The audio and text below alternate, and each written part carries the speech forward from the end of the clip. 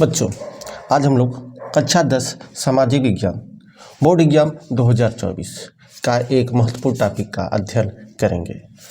बच्चों, प्रश्न है रूलेट एक्ट से आप क्या समझते हैं। तो देखते हैं बच्चों, यह रूलेट एक्ट क्या है जो 1919 में लागू हुआ था।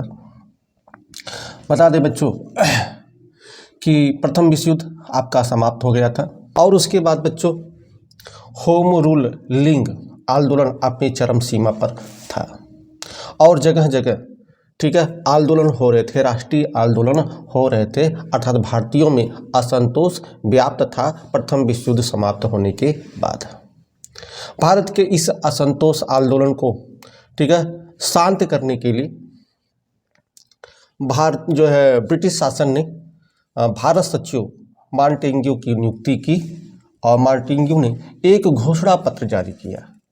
एक घोषणा पत्र जारी किया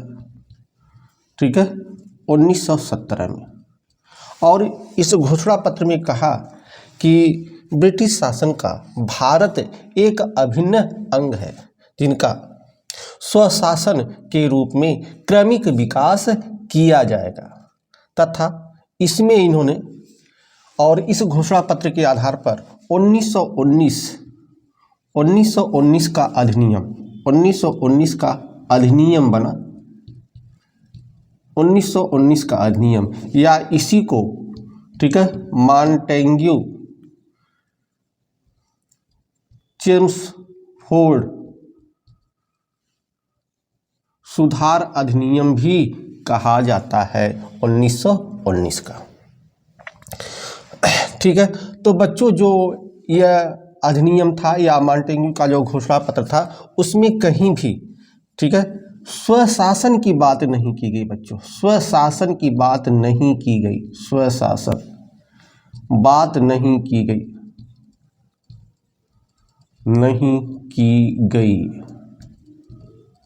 ठीक है बच्चों। और मार्टिन्यू घोषणा पत्र या जो आपका 1919 के अधिनियम में जो अधिनियम बना उसमें एक बात तो किया गया कि प्रांतों में द्वैध शासन की व्यवस्था कर दी थी। प्रांतों में द्वैध शासन की व्यवस्था, प्रांतों में द्वैध शासन व्यवस्था पूछा जा सकता है बहुविकल्पी प्रश्नों में कि प्रांतों में द्वैध शासन व्यवस्था ब्रिटिश शासन के किस अधिनियम द्वारा लागू हुआ। तो आप कह सकते हैं कि 1919 का अधिनियम जो था वह प्रांतों में द्वैध शासन की व्यवस्था की गई। हाँ, लेकिन इसमें स्वशासन की बात नहीं की गई, जिससे जो राष्ट्रीय आंदोलन थे उसमें और गति पकड़ ली। राष्ट्रीय आंदोलन जो चल रहा था उसमें और गति पकड़ ली, जिससे अंग्रेजों ने इसको दबाने के लिए एक न्यायाधीश थे, न्यायाधीश रोलेक्ट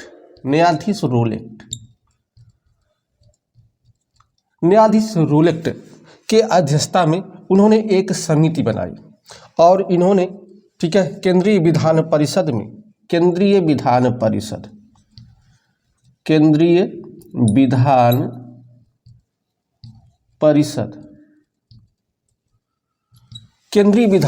में इन्होंने दो विधेयक प्रस्तुत किए। दो विधेयक प्रस्तुत किए और यह जो दो विधेयक प्रस्तुत किए इसमें भारतीय नेताओं द्वारा इसका विरोध किया गया, लेकिन इसके विरोध के बावजूद भी यह आपका संसद में पास हो गया। और जब यह पास हो गया तो चूंकि इस न्यायाधीश का नाम रोलेट था तो इन्हीं के नाम पर इस एक्ट का नाम पड़ा रोलेट एक्ट। 1919। तो यह हो गया रूलेट एक्ट 1919 पास हुआ। अब ये देखते हैं बच्चों, इस रूलेट एक्ट में था क्या।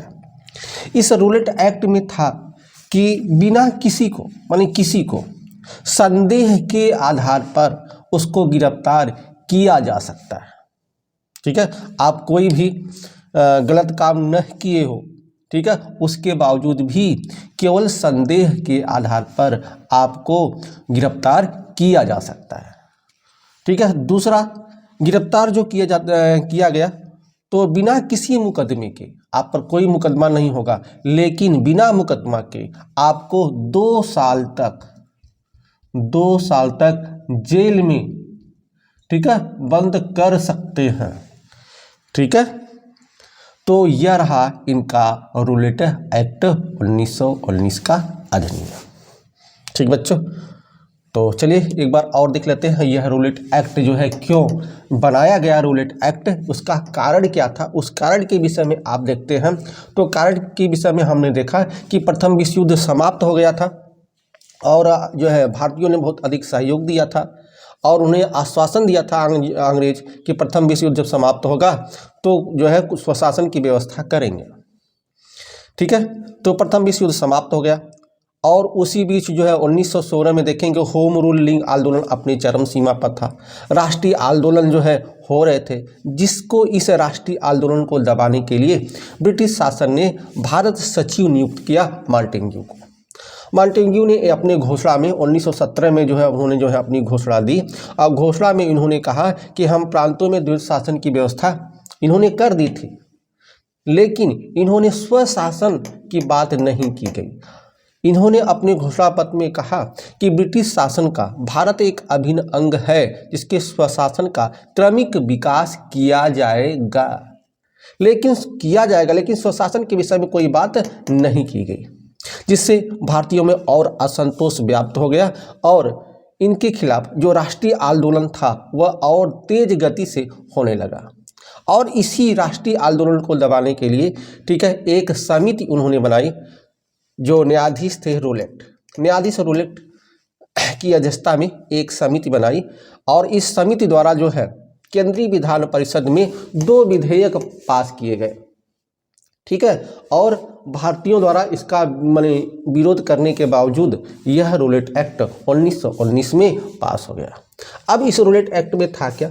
इस रूलेट एक्ट में यह था बच्चों कि किसी भी भारतीयों को, ठीक है, केवल संदेह के आधार पर उनको बंदी अर्थात उनको गिरफ्तार किया जा सकता है। दूसरा, उन्हें 2 साल तक बिना मुकदमा चलाए, ठीक है, 2 साल तक बंदी बनाया जा सकता है। यही कानून था रूलेट एक्ट अधिनियम 1919।